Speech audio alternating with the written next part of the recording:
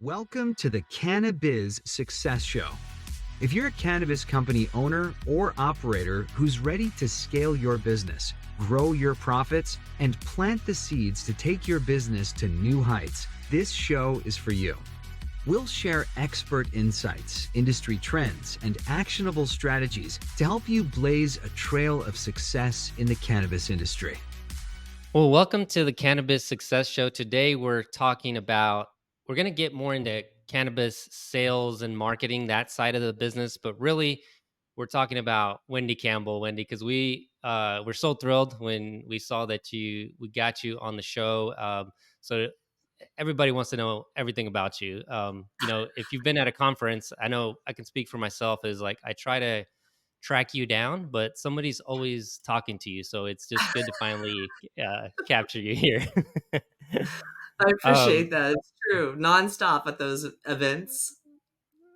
that's your life. So when you're the sales director for MJ Unpacked, and we're going to get into the conference itself, especially on the importance of relationships and staying connected in the industry, and just more of the nuances around the marketing. But before we get into that, can you just kind of tell us your background and how you got to where you are today in the cannabis world? Because many are new to the industry, but just looking at your background, you've really been around a long time. You've done a lot of different things. So we'd love to learn more about that. Sure. Uh, I was introduced to the plant 30 so years ago and got in the distribution game in the unregulated illicit market. And, I was the girl who got the tattoo in 1993 on my foot. So when I got that corporate America job, I wouldn't be judged for the tattoo, right? And cannabis has been a part of my life ever since. But I did go that corporate route, right? Fortune 50, Fortune 500, best in class startups, and all mostly brands that were global brands. And so I wore a marketing hat, I wore a sales hat, whether it was brand marketing, product development marketing, a combination of the things, sales education, sales leadership, sales training. And fast forward to moving to Seattle, almost 10 years ago now. And it was the first day of adult use sales in Seattle, Washington, was the day that I drove into downtown Seattle. And that was a poignant place where my loved ones were like, with your background, you should really think about working in cannabis. And quite frankly, I was like, how am I going to tell my parents that? I don't know if it's legit. It seems like there's a gray area. So I didn't go that route. And about 4 years later, I should say, when we purchased our home, and we're literally putting roots down, it was like, okay, I should probably get out of the house. I should probably go make some friends. I should get involved in community. And a job at Dope magazine came up. Now, this was 2018. I had a hard time explaining to my father that a printed publication in 2018 was a good idea, right? Mhm. And then let alone telling him that the company was Dope magazine. But I put on my MBA hat and shared with him the stats, right, of what the cannabis industry, where it was, the trajectory of where it was going, and that I would be a fool with my startup and emerging market industry experience not to get involved. So that's when I started working at Dope magazine in 2018 as their national sales director. And George Jage, who is the one half of Jage Media, which is MJ Unpacked, he had left MJ BizCon and he was hired at Dope to be the president and prep that company for sale and find an acquirer. And that's when George hired me. So my first day in cannabis, I had lunch with Joe Hodis, who's now the CMO at Wana Brands, David Tran, who was one of the co-founders of Dope magazine, and now Fairchild Events, and George Jage, who ran MJ Biz and now MJ Unpacked. So I didn't know who I was sitting down with that first day, but that's kind of where it all came together. And the next thing I know, George facilitated the High Times acquisition of Dope Magazine. So boom, boom, right into like probably the oldest global recognized cannabis brand, High Times, is, in that step one. So a long story, but hopefully it gives some color to everyone who's listening to kind of understand how I got to where I am today. Because then George and I just stayed in connection with each other, and everything led us to MJ Unpacked about 4 years ago. Yeah. And when was that? Did you still have some doubts, or did it all come together in this meeting of the minds that you were headed in the right direction and where you wanted to be? I realized very quickly back then, and don't quote me out there, people who are listening, but I think at that time in 2018 in August, there were maybe 4 or 5 adult use states and maybe another 2 or 3 that were medicinal. So, wow, to where we are today, right? In Oh really a yeah. short period of time. But what I realized at that point, Dope Magazine had been around for 8 years, High Times forever, that they had a combination trifecta, if you will.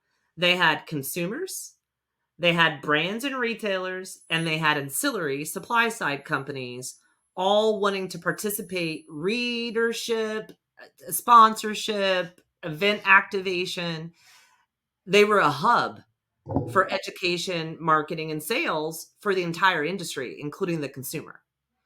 And that to me smelled consumer packaged goods. And I didn't, and that's where I came from. So I saw a real applicable utilization of my skill set into a product or an industry category that I was passionate about. Yeah, so So you've been in the really corporate, developed, matured CPG uh, type of market, and now you're in an emerging, and that was in 2018. And I think even today we're talking about cannabis being a becoming a CPG market. I don't know how you see that, but I hear that all the time. And yes, to some degree, it's true, right? We don't have the standardization and the sophistication quite yet, but so we can get into that. But first, just for listeners, I mean, there's some that are very familiar on what is a true CPG market, but can you just define, like, when you say CPG market, what yeah, is that? How do you define a CPG market? And then we'll get into like how cannabis is getting there. yeah, and we'll keep it simple, right? KISS, Hmm. consumer packaged good. Something that is packaged and put on a shelf available to the consumer. Typically, the end point is at a retail location. Of course, there's direct to consumer, Amazon.com, right? Which is not brick and mortar, but it's an e-commerce. But anything that is packaged as a finished good, put on a shelf, and then sold to a consumer, usually through a retailer or a brand directly from that brand to the consumer. Yeah, and so when we say that, cannabis is headed there, what what do we really mean when kind of we say that, like, cannabis is maturing and we're headed towards more of a CPG industry? Do you agree with that, or like, how kind of have you seen that evolution? Yeah, no, I mean, well, because I'm a flower girl, right? Back in 30 Yeah. years ago, if you got your hands on Hmm. some flower, and if you're lucky when the hash guy came around, but that was about all you had, right? Hmm. So I remember when I started working at Dope, the kids, my team, showed me a video of flour being compressed with a hot plate and then all the juices running out. I think they had to pick my jaw up off the floor. So the evolution of the product types, right? The product Hmm. categories. And then applying those products and product types to a consumer, and then Hmm. marketing to that consumer persona, and really creating niche opportunities by category, by product category, and by consumer type is where that evolution is moving. it's going to happen. We are going to have federal legalization. We are going to have interstate commerce. I'm not holding my breath, and I'm not predicting to when that's going to be. But when that does happen, it'll feel more like mainstream CPG and the big guys. We hear about the food, tobacco, pharmaceutical, and big alcohol. The others that are going to be are big box retailers and big box brands, right? So there's really 4 that are going to come into the space, and they're already here or on the outside looking in very closely. So I think every state currently has brands. They have finished goods that go on a shelf that go to the retailer for the consumer to buy. But I don't believe there's a lot of niche consumer persona marketing yet, because if you build it, they will come, right? And as we see the evolution of the industry and the roadmap for those long-standing markets that are older, more saturated, tired, versus a new and emerging state, or even a collective regional space for those, it's a different mindset. It's a different gameplay. So eventually they're all going to go through that evolution. And that's where we're going to shake out those who have created the right marketing mix to work with the retailers and the distributors to get to that end user consumer. And they focus on B2B marketing and B2C marketing. Two big components of the CPG world are those 2 different types of conversation, the B2B and the B2C. So it's coming. And there'll be some that would argue that it's a wellness product and not a CPG product, but there are many wellness products that are CPG. So Yeah, you mentioned policy there, right? Like the policy is going to help, because standardization is a big part of it, of the CPG industry, right? And so interstate commerce will play a big role in that. But I know that you work with coaching individual clients. Do you think there's also a big opportunity for, individual brands operators to move into um, more of this kind of like this niche side, moving away from the flower categories? There's more opportunity. I think before we were talking on the show is we were talking about the form factors, and you've had clients that have been successful in certain categories, but there's still got to be a large portion of operators out there that aren't really operating at optimal capacity, right, when it comes to product mix and pushing the other categories and really getting to know those consumers. Is that kind of what you've seen? the sophistication level is different everywhere, right? Hmm. And I also want to highlight efficiencies of scale and operations. So when that legal industry and interstate commerce happens, will be more mainstream CPG, because there'll be flower coming from a certain region of the country that's able to provide the supply and demand, right? Distribution hubs throughout the country, not in each state. Um, Manufacturing will happen in certain parts of the country, not in each state for these brands. So they have a lot of things that they'll be able to streamline their operations, which should give them additional cash, which should allow them to level up from a sophistication standpoint. And I think some are going to end at the end of the day. If you're getting into cannabis now as a brand or a retailer, what are you here for? You're either here because you have an exit strategy and you want to become the biggest or the most respected with the best product line or the best customer service or the best real estate locations, so that when big money comes in and those 4 categories of mainstream CPG come in, that you're the company they see, that they want to acquire you and you get to walk away. The other piece is you're looking to be a product that they want to onboard into their product platform, right? Their product portfolio, and you walk away. Or you're looking to be that standout brand or that standout retailer that is craft, if you will, as like we've seen in the alcohol with beer. And you'll have your niche and your footprint in a specific state or a specific region, or with a specific type of consumer. right? That is looking for that craft, local, regional, solventless, sun and earth grown, right? This is where we start getting into more of the, I shop at Whole Foods or I shop at Walmart for my groceries. Yeah, I'm That's the trying evolution to going. identify with that. And so there's those few kind of categories that we're talking about.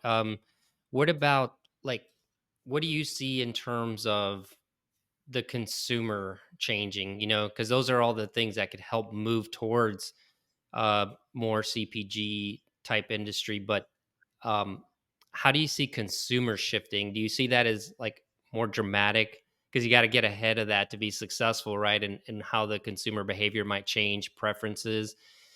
Um, do you see a more consumer shopping outside of the flower category? I know it's just going to continue to shrink in terms of overall revenue. It's just what we're seeing in the trend. But would you predict a very dramatic shift in consumers, or a big inflow of new cannabis consumers over the next 5 years? Particularly if Oh, we see a complete descheduling way far in the future, who knows when? yeah. That's a good question. I don't know about my answer, my prediction radar. But what I think we'll see is what we see today. And that is when a new market opens up, medicinal, you see spikes in that, right? Consumers can finally go someplace that's safe, convenient, easy, not in a Mhm. back alley or in, a dark circle somewhere. And then there is that can of curious customer who, they may have smoked a joint 20 years ago in college. They haven't touched it since. Or their parents or even themselves have been, taking medication, a pharmaceutical for X number of years for X problem, and it's no longer working for them. And they're looking for an alternative solution. Their parents has cancer and they've read things and now they want to introduce this product to their family member or themselves for utilization.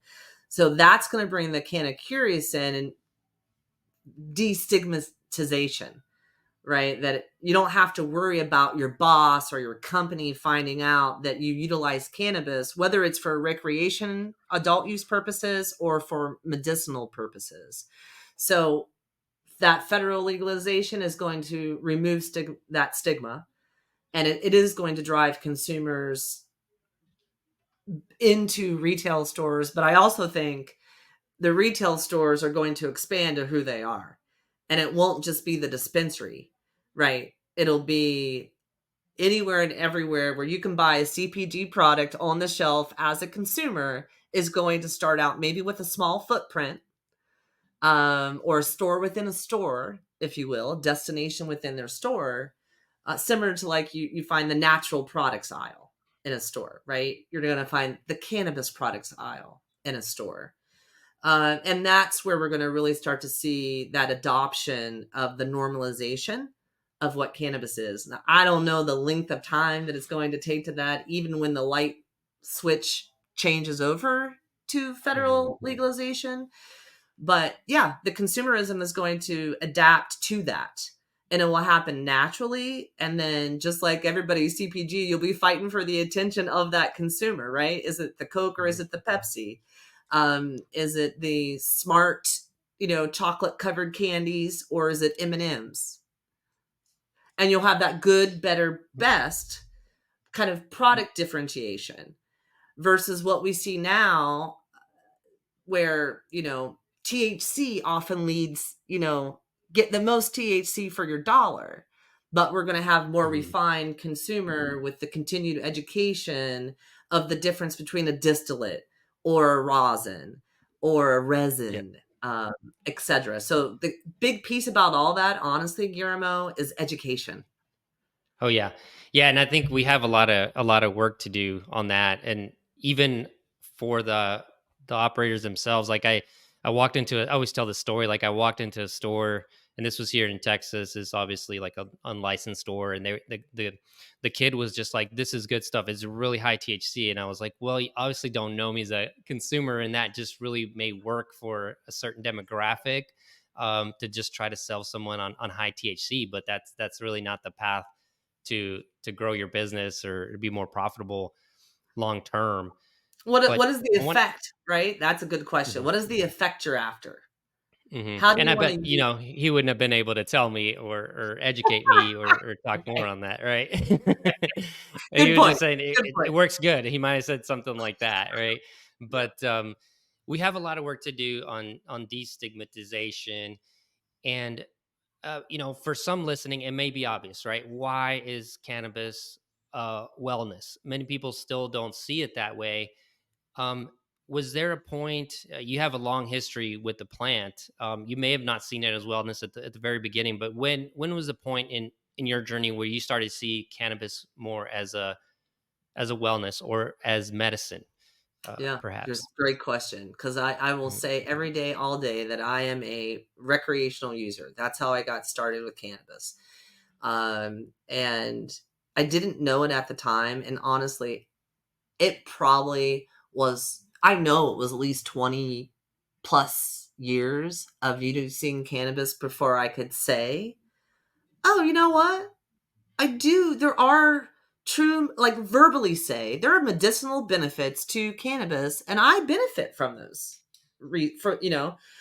I was utilizing cannabis when I was recreation, but if I wasn't sick and I wasn't feeling well, or I was sad, or I was discouraged, I was also turning to cannabis. mhm, And in those instances, I may have been using it as recreational, but I was also benefiting from the medicinal side and not mhm, truly being able to verbalize it. So it took a very long time for me to realize, like, oh gosh, there's a reason why this plant is good morning, noon, or night. And then I think just as a consumer or as a user, what do you do? How do you function? And I have to separate myself. And so it still lives on that recreational user for me. But if I've got a lot going on and I need to like take it a notch down to just be able to focus, then I know that I can take a 5 milligram mint, Mr. Moxie's mint sitting here on my desk. And that just kind of chills me out a little bit, right? For another user, they might need, 50 milligrams. So, and that's where, again, we'll see that product shift over in proliferation to certain types of consumers over time because they will have a need for different product category or a different yeah. mix in the product. Yeah. It's absolutely like a journey and getting to know that because not everybody has the experience that you have to know exactly what they need. And especially if there's not the access, there's so many people that are trying, uh, products when they're visiting when they go to Las Vegas or when they're at a conference or something like that. And and so that's why I just think it's so important to have the access so someone can start, that journey of really learning, understanding what their relationship to the plant is. And yeah, I always share, my story where I think I asked for a strain that would help me focus. I ended up not reading it correctly. It was something for relaxing. And so I got home and it just like I could move. And but I think that helped me like in my relationship to the plant, understanding that it was almost like the plant knew what I needed at the time. And I did really need a lot of rest. And so um I think there's that kind of more Yeah. also spiritual, like just relationship with the plant that there's just a connection there that people learn over time, and it doesn't happen quickly. And there's like a lot of education that needs to happen so people can have a good experience and to learn from it and to really use it as Well, I that's should the say, a thing. medicine. Mhm. Yeah. No, it's true. Back in the day, I was benefiting from it and it was giving me what I needed. So you worded that correct quite well. And the worst thing that can happen for us as an industry is if people are not buying because we have the opportunity, right? In these regulated states where you can buy regulated products. That's a good thing, right? I've bought Mhm. my weed from Sunshine in Central Park because he said, I have weed, you can buy it from me. But I don't need to go to him anymore. I can buy from folks, businesses, products, retailers that have this regulatory piece involved that makes me feel safe. Mhm. And then but where I was going with that is that touch point with the consumer and educating them what the product can do is either going to keep someone as a cannabis consumer, and sharing it with their friends and their family and their network about how it works and what it does for them, which is what we want and need, right? On the whole, as a society. Or they're going to have a bad experience and either tell nobody or tell everybody, but maybe never go back to that retailer, right? Or go back to Hmm. cannabis. So Yeah. education, going slow, I don't think we'll ever stop that educational piece to Yeah. keep consumers aware and smart about what Yeah, and they how do you get access to. bridge that gap in the work that you do? Because brands are sometimes disconnected from the retail level, right? They don't quite always know the very end. Sometimes how the product is selling at the retail level. It takes time for that information to get back to them, or the experiences that consumers are having. And so, what is the best way for brands to really connect to the consumer when they may not have control over, how the bud tender is interacting uh, Mm, with the end consumer? Is there any tips on what how brands can get the feedback, but also ensure that their products are getting to the right people, the right demographics? yeah, that's a good question. I would, yeah, I will be cautious because I have the opportunity to work with countless brands nationwide, single state and multi state, and ancillary service providers that have a technology or a product or something they provide to a brand, to a retailer, to be able to maximize that relationship, all the way. And we call them around here at MJ Unpacked, the brands and the retailers, we like to say, are the heroes in the journey. They are the last touch point to that consumer. So they carry all the weight, right? Hmm. All the pressure of how's that end user consumer going to feel, but they also have to have that relationship. So that's one of the things about MJ Impact, are bringing those licensed operators and the best in Hmm. class ancillary providers together, because it's a trifecta, if you will, right, of the Hmm. ecosystem. That how is your relationship with that buyer?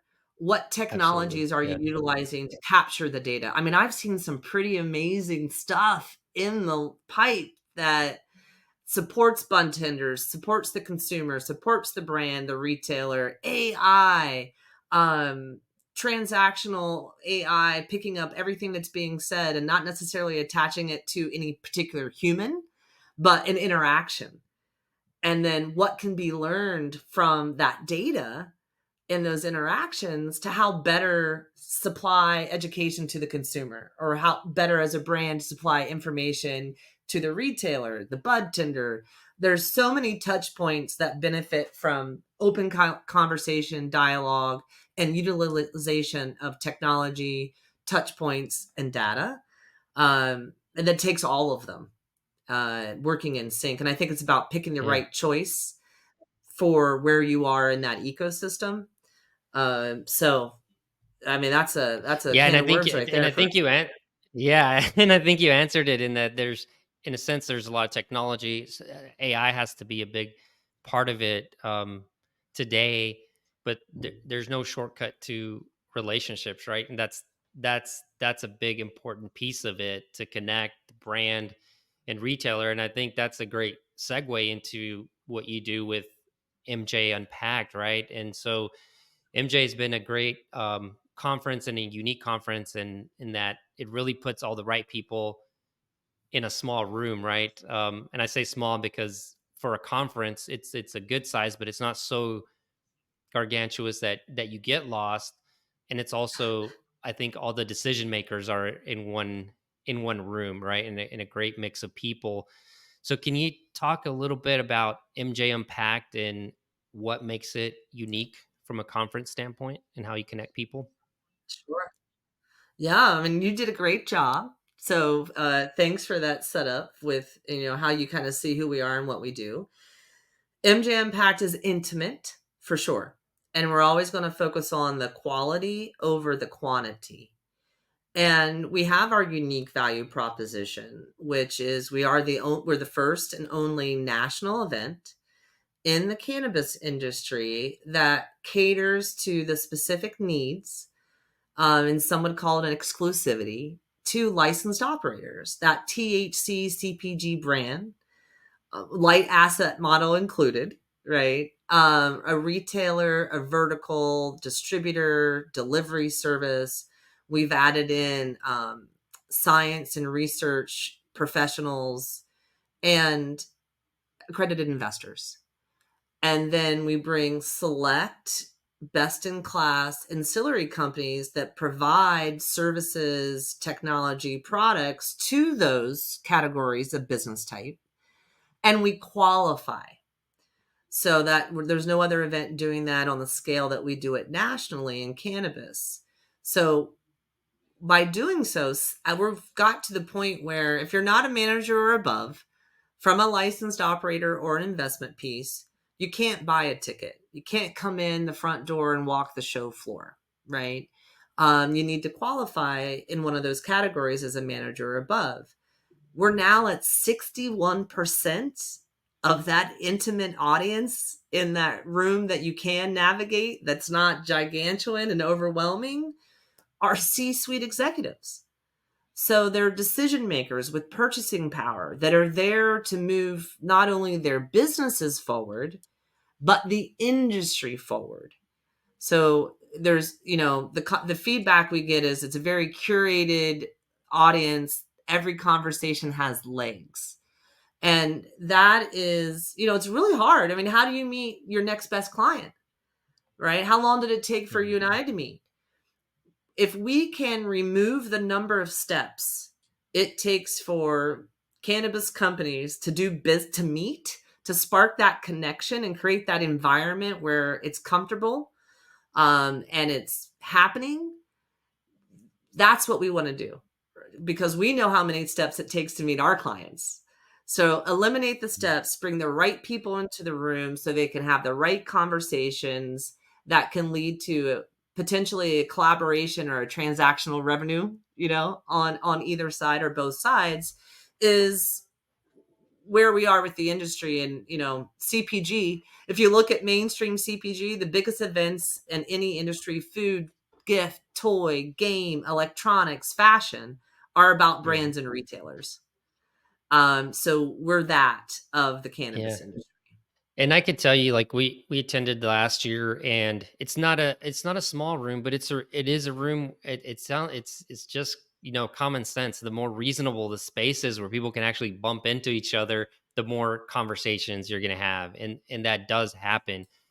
But there are folks out there that are new to attending these kinds of things. I mean, not the C-suite level executives that you mentioned, but there's still a wide range of folks that want to know how to best be successful at the conference. What would you say is the best way to engage once you are at MJ Unpacked? I mean, there's great. I want to say the topics are great, and there's a lot of talks, and I think we're talking about the right things. But also, we want to balance that time between learning and then making the connections, right? Because after all, we're all there to connect. And what's the best way for those who attend the conference to make sure that they're getting the most out of it and connecting with the right people? How to best approach attending the conference? Yeah, it's a class in itself, right? It is certainly, there's technique and strategy, because you want to optimize and maximize the time that you have and get that return on investment, return on the opportunity, and even a return on the experience. So number one, be your authentic self, right? I think that we're still very lucky in the cannabis industry that relationships matter. And I want to know who you are. And like we're talking today, when we got started with this, before I decide if I like you, if I'm going to trust you, and I'm going to do business with you. So that's still very much a part of the community feeling of the industry, is be your authentic self. Map out who you're there to see. It's on our website, right? It's in the programming that we provide. Figure out who you want to meet, and then strategize that you're going to meet them. And whether it's visiting their booth or finding them in one of our, comfortable seating areas that we have, or seeing them speak on the stage, or joining a networking lunch, or our opening night mixer, or being at the after party, all those touch points are where you're going to be able to have those conversations that you need. Prepare what you're going to say authentically, right? Have that 30-second to 3-minute pitch of who you are and what and why you're in the cannabis space and why you're at MJ Unpacked, what you're looking to accomplish. One of my favorite questions that I was asked, and I've actually put it in my toolbox, is when you meet someone at a trade event and you're talking to them, simply ask, how can I help you while you're here? Mm-hmm. How can I help you while you're here? Well, gee, that's a big one. Like, just that kindness and authenticity goes a long way. Well, And I'm then, gonna take that one. That is a great one. I mean, it could be, can I help you? Because can I help you find a local restaurant? If you're from the city, there's so much you can do to help someone. I completely agree with that. and that's where you build relationship, right? Yeah. Yeah. And oftentimes the response to that is, "Oh, you're so kind. Thank you. How can I help you?" So then someone wants to help you too. So scratch my back and I'll scratch yours. And then I think the other piece of it is the follow up. It's in the details, Mhm. making sure that you follow up promptly, that you recall what the conversation was about, that you basically are do what you said you were going to do. And talking kind of about that sophistication level of the cannabis industry, there are expert networkers, there are expert follow-uppers. Combine the two, and you're ahead of the game, right? And I think that Oh yeah. that's the piece: is executing on site, knowing who you want to talk to, be your authentic self, ask people how you can help them, and then make sure that you're executing on the follow-up. And here's the other thing. It's okay to go to an event by yourself. And if you notice yourself hanging around with the same people all day, change it up. Shift your latitude, right? I think that's the other thing about the cannabis industry is it's very welcoming and inviting from a community piece. So dare yourself to go to a different group of people that you haven't talked to since you've been at the event, and just introduce yourself and see where that goes. Yeah, absolutely. Like I love where you start with it, is that, just in business general, you lead with energy, right? And people can sense the energy that you're there for service, right? You're there to to serve others, from a business standpoint. Um and the other thing that I've found is clarity, right? In those maybe 5 minutes, it's like, why are you here? Well, we're here to meet a vendor, or we're here to share about our brand, and we're hoping to make this connection. And then understanding that the whole conversation doesn't have to happen there. There's that, what you mentioned. It's you're going to need the follow up, and to schedule the follow up meeting once you get back, and can have more of a 30-minute, hour-long conversation if you feel like that connection is something you want to pursue. And so those are some great tips. And so we're getting close to the end, Wendy. Here, I promised I'd have you out in 30 minutes. When is MJ Unpacked, and when do people need to uh, register? Because there's a bit of a lead time, right, to get to the conference. Yes, appreciate that. MJ Unpacked, April 9, 10, and 11, Atlantic City, New Jersey, at the Hard Rock Hotel. And currently, if you are a retailer or a vertical, right, with a retail operation, registration is zero cost. You can get an expo pass for zero cost, but by the time this actually launches, that will not be true. So that'll be the last tier. So erase that. But retailers get in either free of charge or for $99 or $199. So it's very affordable. Brands, Okay. distributors, also very affordable price. mjunpacked.com. We do take registration on site. Remember, you're going to have that qualification process. So if you show up on site and you register on site, you might have to wait. So we do mail badges out to you. So if you get registered early, you can get your badge mailed to you, go through that qualification process at home or at work and not have to stand in line, and then get your badge in the mail and walk right into the event. All right. And this is always going to be my wrap up question in 2024. But if you have your ideal scenario of what's going to happen this year from a policy standpoint, what do you hope to see for the industry in 2024? What kind of big things are you hoping for? Well, I do hope that more states either become medicinal or adult use. I see some of that happening and in the works. The more, the better. We'll get there somehow on a national level. There's the big question of descheduling versus rescheduling. Both are good for the industry. I don't know that either are going to happen this year, but one can hope. And, it's a growth industry. And we've been kind of going through the pain of a growth industry for the better part of 18 to 24 months. So I hope we get through the last 18 months relatively soon, with this year being 12 of those months. So we kind of see this Cannabis 3.0, right, that people talk about.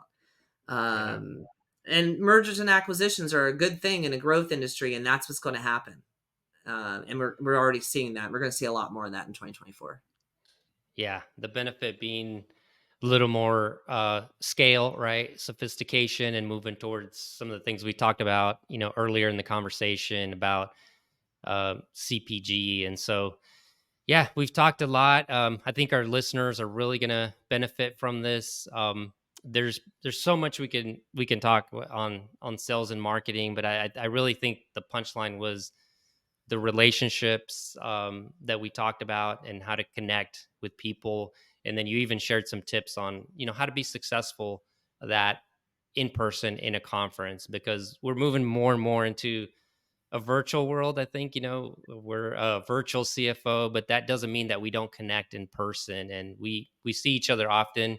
And same thing in the cannabis space, a lot of virtual work going on, but it's still so important to make those in-person connections. And I think that's what MJ Unpacked is all about. And so, Wendy, I think you're a great connector and doing just a lot of good things for the industry. So I thank you for your work. Oh, you're so kind. Thank you. And when you're at MJ Unpacked, whether it's you, Guillermo, or anybody listening, if you need help and you want to meet somebody and you see Wendy, let me know, right? I'm there to help you spark those relationships, and I'd be happy to do it. That's if Wendy's not, if you can track her down, I would say. Yeah.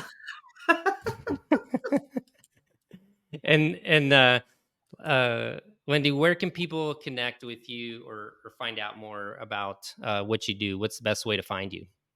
Yeah. Wendy Campbell, LinkedIn. You can schedule time to meet with me right there. You can direct message me. And our website, mjunpacked.com. If you hit any button on there, it's going to end up in my inbox. So learn about MJ Unpacked and contact Wendy that way. All right. Well, it's been a great episode, and the industry has just been challenging, over the years. And so success is possible. Connecting is a big part of that. Wendy, what you've done is a success story. And so I'm glad, I appreciate you sharing your journey, your career with us. And we're here to help other people find their own success. And so I think sharing what you shared with us today is a big part of that. I just want to thank everyone for joining us today, and we'll see you next time on the CannaBiz Success Show. Thank you. Enjoy this podcast? Visit our website, anderscpa.com/virtual-cfo-cannabis to get more tips and strategy for achieving business success in the cannabis industry.